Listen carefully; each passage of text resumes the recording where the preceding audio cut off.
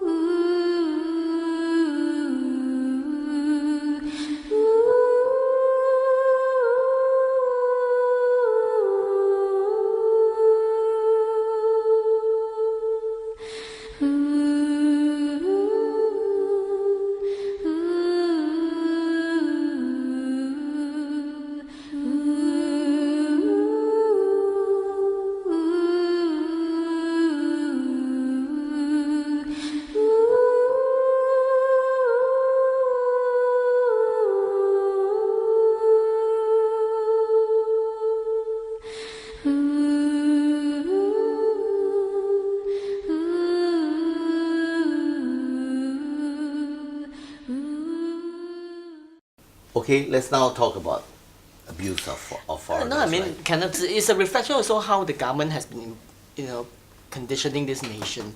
There's all this kiasuism.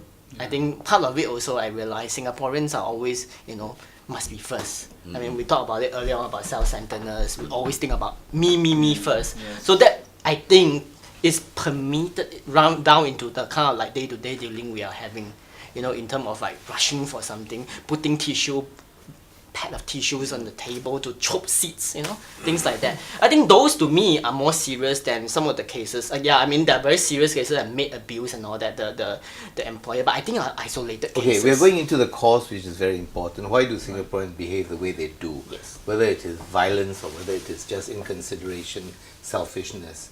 Okay, you touched on the fact that it's a whole culture of being kiasu, the competitiveness that has been encouraged. Yeah.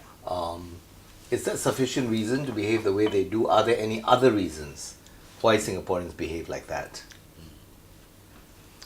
Probably it's the stress level that most Singaporean families are facing now. Children's education, trying, job dissatisfaction, all this stress level, and I think most of it is also due to miscommunication. It's very difficult to communicate, to communicate with a maid, and most of it you realize that it's mostly the elderly that has got problem with the maids because they can't converse and they can't get the maid to understand, so they get stressed out, and sometimes they go overboard and they did things that they shouldn't be doing. One of the things that I always hear my parents talk about are the generations who have been working hard before my generation, the millennial generation, is that community spirit where they learn to support one another. Whereas in my generation, we seem to be so disconnected with one another. Relationally, we are disconnected. We do not know how to support one another. We think of me, myself, our entitlements, our privileges, rather than thinking for other people. And I think that has a part to play. Why has this come about? Is it because of our educational system? Is it because of just a general sense of competitiveness? Why do you think, okay, let's say everybody has different degrees of stress, but why do Singaporeans behave in the way they do today, which you say you did not find in generations past? I think part of it is upbringing, because I realize a lot of parents don't have time for the kids. A lot of social workers or counselor will tell you a lot of the cases is You're blaming today, the parents now. Yeah, and it's a true reflection of that. And some psychologists also highlighted the fact that today we're living in a world where kids are forced to grow up faster than they do. We call them the artificial maturity, and for part of the reason is because of technology. They get more information than we do during our time, and because of that, they gain more confident and they think they know better than our parents or our generation.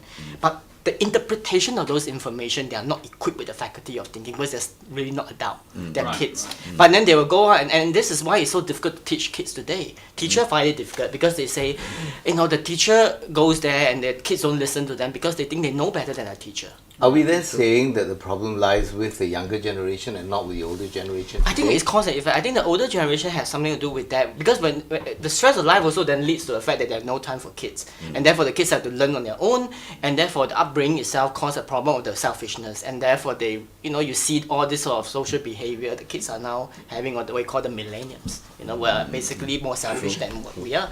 Those kampong spirits are no longer here because they are not used to that. And these days, who actually even interact with our neighbors? We just don't. lock up ourselves, and the moment we Yeah, get back. that's another big problem. Yes, You don't yes. interact with each other, and then you don't even know who's your neighbor. Yeah, you it know? feels so unnatural sometimes. Hi, that's it, finish.